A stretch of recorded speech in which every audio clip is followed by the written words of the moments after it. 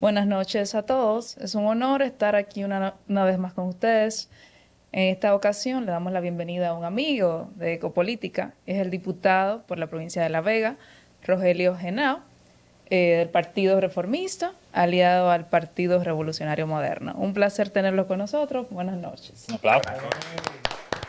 Muy contento de participar nueva vez en Ecopolítica. Saludar a la audiencia, ¿verdad?, que nos sintoniza a través de las redes sociales. Qué bien, qué bien, qué bien. Perfecto, Qué bien tenerte por aquí, Rogelio. Y cuéntanos, ¿cómo está tu paso como diputado? ¿Qué nuevos tiene? ¿Algún proyecto? Bueno, en este es nuestro tercer periodo como diputado de la circunscripción 2 de La Vega, que son los municipios de Constanza y Jarabacoa y el nuevo municipio de Tireo. ¿Qué edad tenías cuando ganaste la primera vez? 27 años, ahora Uy. tenemos 35, ¿verdad? Estaba bateando. No calculen. Ahí Y el data. nuevo municipio de Tireo, que fue una propuesta nuestra, la ley 1024, que elevó a Tireo, que era un distrito municipal de Constanza, a municipio. Eso va a traer desarrollo, va a traer, descentraliza, ¿verdad?, el uso de los recursos y era una lucha que tenía, ¿verdad?, Tireo desde hace ya décadas y se logró. Hemos aportado mediante resoluciones y proyectos de ley a nuestra juventud. Por ejemplo, nosotros fuimos proponentes de la cuota de la juventud, que fue incluida luego en la ley de partidos, en la 3318, un 10% para los jóvenes, que como resultado en ese momento dio que en el periodo 2016-2020 habían 6 legisladores y en el 2020, luego de aprobar la cuota, que los partidos tenían la obligación, el número de legisladores superó los 20 y en este nuevo periodo también está cerca de los 20 legisladores menores de 35 años. Y tenemos resoluciones también de las principales obras de infraestructura de los municipios de Jarabacoa, Constanza y Tireo, los acueductos, las carreteras y principales vías de acceso. Y estamos activos, ¿verdad?, en los trabajos del Congreso, tanto ahora que recientemente pasó la reforma constitucional, el Código Penal. También llevamos el proceso. Rogelio, pero no te vayas tan rápido. ¿Cómo tú te sentiste con lo de la reforma constitucional, tu primera vez y demás en este tipo de procesos? Bueno, Una pregunta fue un importante. proceso interesante. Es una propuesta original del presidente Luis Abinader. Fue muy centralizada en puntos específicos, que fue la unificación de las elecciones, la elección de un procurador de una forma más independiente. También se cambiaron los requisitos y se agregó que no tuviera un vínculo político el Procurador General de la República. También se redujo en la Cámara de Diputados, el Congreso, específicamente la Cámara de Diputados, de 190 a 170 legisladores, y se estableció un sistema, vamos a decir, de candados para el tema de la reelección presidencial, que va a ser imposible que un presidente de momento, si tiene una mayoría como la que existe ahora de un 80% del Congreso, si entiende, pueda modificar la Constitución.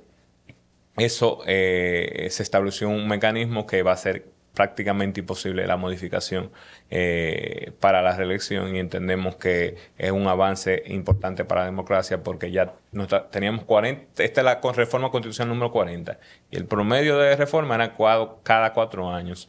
Y lo que variaba en la mayoría de las reformas era el sistema de reelección presidencial.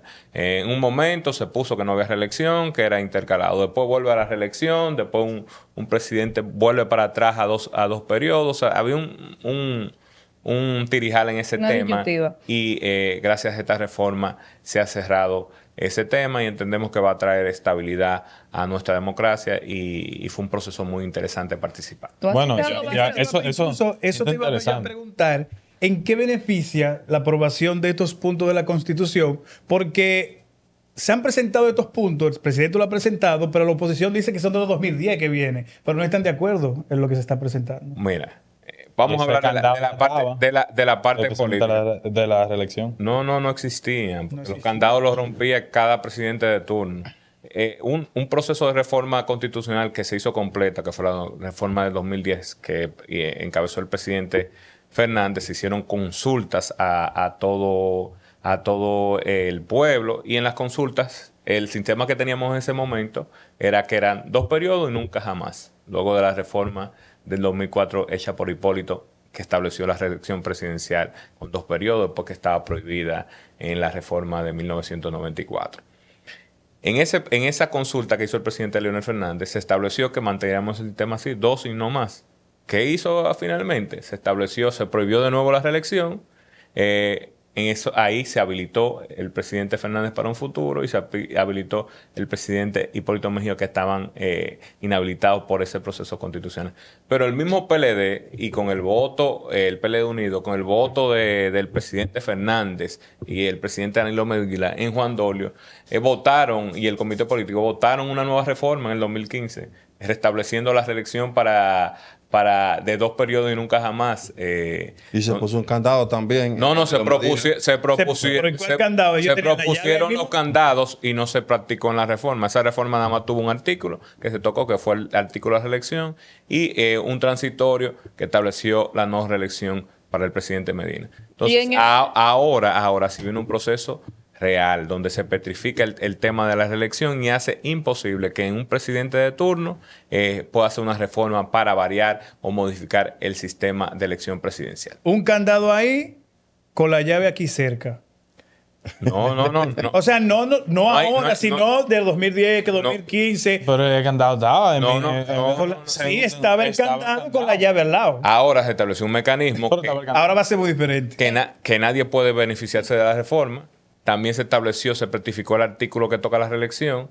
Entonces eso hace imposible que una convocatoria a la modificación de la Constitución verse sobre el tema de la reelección. O sea, es un candado. Ya no se va a poder hacer. La oposición tan furiosa. En por ese eso. mismo tenor. La oposición, entendemos, si ellos fueron los que modificaron la Constitución en el año 2010 para la reelección, la modificaron de nuevo en el 2015 para la reelección, entendimos por qué decidieron ausentarse del debate, ¿verdad? De los temas. Y lamentablemente eso no le conviene a la democracia. Debieron aportar a un proceso y podíamos sacar tal vez algo mejor de la reforma, pero estamos orgullosos de lo que se hizo y entendemos que va a traer estabilidad y desarrollo a nuestra democracia. En ese mismo tenor de los comicios, desde tu experiencia, ¿cuál es tu óptica sobre la unificación de las elecciones presidenciales, congresuales y municipales? El sistema actual que tenemos es agotador y te manda demasiados recursos. Tenemos un sistema electoral que los partidos políticos tienen que hacer primarias en octubre, donde los partidos mayoritarios hacen sus procesos primarios, luego vienen las elecciones y eligen los candidatos, ¿verdad? Se define la boleta completa ya en octubre, luego en febrero tenemos las elecciones municipales y luego en mayo teníamos las elecciones presidenciales. O sea, 3 procesos electorales con un poco tiempo que demandaban recursos.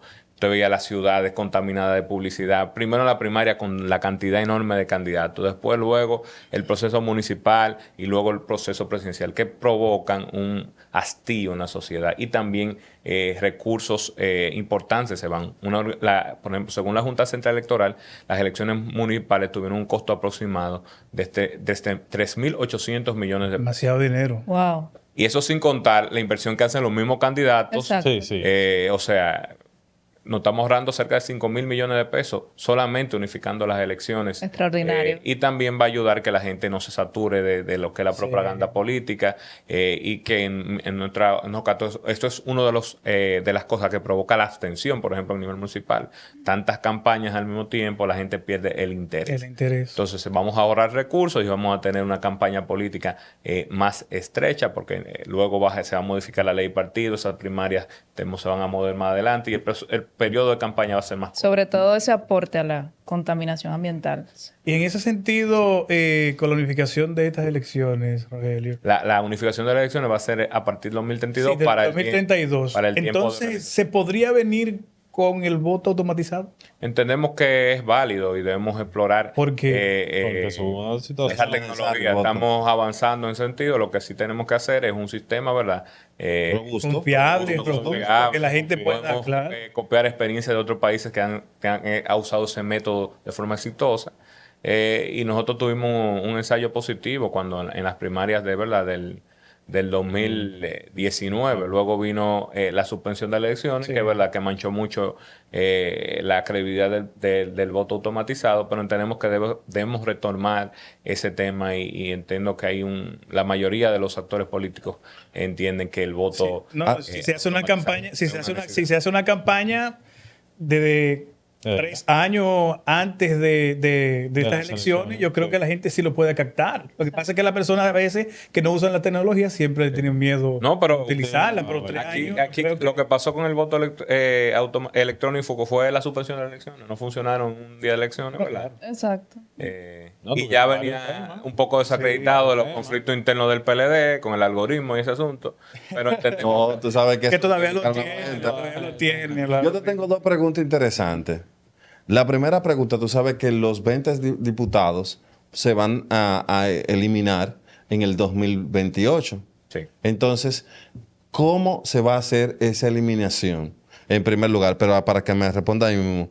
Y la Cámara de Cuentas, ¿por qué crees que va tan lento el proceso de selección y hay nada más 10 personas se han inscrito? Bueno, en la primera pregunta se cambió cómo se eligen los diputados, ¿verdad? Se bajó la cantidad a 170, 158 territoriales que representan las provincias y las circunscripciones electorales, 5 nacionales se mantienen y 7 diputados de ultramar o que representan a los dominicanos en el exterior. ¿Tú te sentiste nervioso cuando empezaron a reducir los diputados? Yo tiré mi número.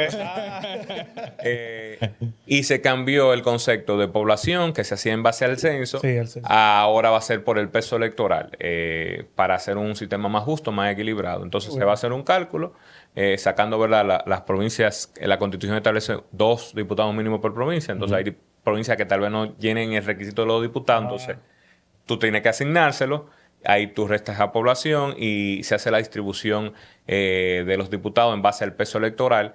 Las provincias más afectadas de la reducción serán el Gran Santo Domingo, el Distrito Nacional, Santiago, las provincias grandes, San Cristóbal, creo que baja 1. Eso es lo que se tiene ahora más o menos calculado. ¿Eso ha traído conflictos internos ahora mismo? Claro que sí, los Claro, partidos políticos tuvieron que consensuar esa postura y se llegó a ese número. Ahí cada quien está cediendo, ¿verdad? Algo... El PRM, vamos a decirlo claro, el PRM fue el que se sentó y decidieron que fueran 20 diputados. Vamos a decirlo así, claro. Es que la oposición Entonces, sí que sí a todo. se sentó con sus legisladores y consensuó una cantidad de legisladores. Y los diputados del PRM y aliados pusieron, ¿verdad?, sobre la mesa lo que entendían podían ceder en cuanto al número de diputados. Y yo creo que es poco, 20. Yo creo que debería recibirlo mucho más. Bueno, es un proceso, ¿verdad?, difícil cuando quien tiene que aprobarlo es quien se reduce. Pero entendemos que ahora vamos a tener un Congreso a partir de 2028 más manejable, con una representación justa y saludamos la decisión de los diputados que pudieron legislar reduciéndose sus propias posibilidades de retornar con las leyes, bajo las reglas de juego que llegaron. Y Pacheco que va a dejar que Y el tema de la Cámara de Cuentas, entendemos, que fue la segunda pregunta, que es parte de la cultura dominicana al día de hoy. Estamos a 15 días de un plazo de 30 días. Sí. Y van cerca de 10 personas, pero en otros procesos pasados la mayoría se inscribió los últimos 3 días. Entendemos que va a ser similar y también había algunas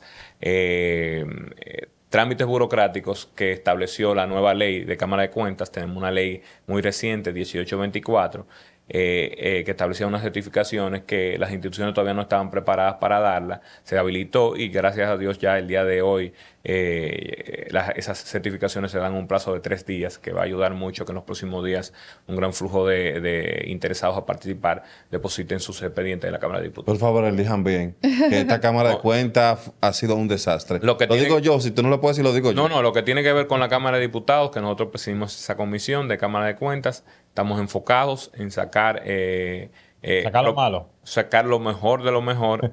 Al final, quien elige es el Senado. Nosotros como diputados enviamos 5 ternas, las ternas, quien finalmente elige es el Senado, pero nosotros vamos a trabajar que esas propuestas que envíe la Cámara de Diputados al Senado de la República estén bien filtradas, estén bien evaluadas. Las evaluaciones van a ser públicas, las entrevistas, para que la ciudadanía pueda hacerse opinión sobre X o Y candidato, o cuál sí, cuál no, y pueda hacerse una opinión, y nosotros como Congreso vamos a estar escuchando, ¿verdad? ¿Se ha hecho pública anteriormente? En La evaluación. en el pasado proceso las entrevistas fueron públicas. Ok. Mucha gente participó del proceso, evaluó, emitió su opinión. Muchos memes. ¿Y cuándo inicia entonces esta evaluación? ¿Qué plazo tienen? El periodo de recepción de documentación es hasta el 14 de noviembre a las 4 de la tarde. Luego de ahí viene la fase ya de entrevistas, viene un filtro, ¿verdad? Depuración. Depuración de los perfiles, y luego va a la fase de entrevistas, que después de eso viene ya la evaluación final, el informe ante el Pleno de la Cámara de Diputados, quien tiene la última voz para decir sobre las ternas. ¿Y qué tipo de Excelente. perfiles buscan específicamente para ese tipo de comité? Bueno, en la Cámara de Cuentas es el órgano de fiscalización y control de los recursos públicos, es alguien encargado, un órgano de control encargado de velar por el buen uso, por fiscalizar que se haya usado bien. Entonces, lo que establece la ley y la Constitución son personas que preferiblemente de carreras de contabilidad, derecho, economía y finanzas y afines, Excelente. y que tengan una experiencia en esos sectores palpable, de 10 años. Y nosotros vamos a evaluar eso. Entendemos que la Cámara de Cuentas necesita un relanzamiento y vamos a trabajar para sacar los mejores perfiles. Rogelio, tú hacías mención de una palabra, de consensuar, y eso me hace extrapolarme al tema de la reforma fiscal. ¿Qué piensas en referencia a la reforma? ¿Piensas que hubo falta de orientación hacia el gobierno dominicano? Ya que esto no fue factible, evidentemente, para la población. Bueno, el gobierno reaccionó a un rechazo social sobre la reforma y prefirió retirarlo. Pero existe una realidad, hay un problema de recursos. Lo que sí abrió los ojos del Congreso en esta reforma es que existen demasiadas excepciones fiscales, que al final la ciudadanía está financiando sectores que no lo necesitan, que ya cumplieron su rol cuando ya arrancaron, son sectores estables. Nosotros estamos financiando películas que no venden, que no tienen calidad. Estamos financiando a hoteles como el Hard Rock, hoteles de lujo, que no pagan impuestos. Y eso se tiene que revisar. El Congreso va a revisar, entendemos, esas exenciones que al final son personas que no pagan o empresas que no pagan y que deberían pagar, como pagamos todos. ¿Tú consideras que la reforma, o sea, cuando se habla de reforma es para coger esos impuestos que quizás no se están recolectando, pero tú consideras que lo que el gobierno usa con los recursos que ya tiene, lo está utilizando de una manera eficiente? Entendemos que siempre hay una manera de mejorar y este retiro de la reforma va a obligar al gobierno a mejorar su gasto y también a perseguir, ¿verdad?, la evasión, que en este país es muy alta. Hay mucha informalidad y hay mucha evasión de sectores que producen mucho y que el dinero que debe ser pagado por todos buscan la forma, ¿verdad?, de por eso el mismo, gobierno va a tener secretismo. Pero ya que el gobierno es el administrador de cada ciudadano que está aquí, si el gobierno en sí está implementando y está no solamente recolectando esos fondos que ya tiene, si lo estaba implementando de la manera correcta. Porque si tú quieres más dinero, tienes que implementarlo de una manera Entendemos más que eficiente. se dieron muestras de mejoramiento unificando ministerios y ahorro de 25 millones, pero entendemos que siempre se puede mejorar. ¿Se ha Bien, reducido el gallinero que Rogelio. siempre allá? Bueno. Bueno, agradecemos a Rogelio por la participación esta noche, a la audiencia que una vez más nos presta atención, a los panelistas. Señores, gracias. Esto fue una versión más de su podcast Ecopolítica. Un aplauso, un aplauso. Gracias a ustedes por la invitación. Esto es Ecopolítica. Hasta aquí nuestro episodio de hoy. Recuerda suscribirte, activar la campanita, dale like y compartir.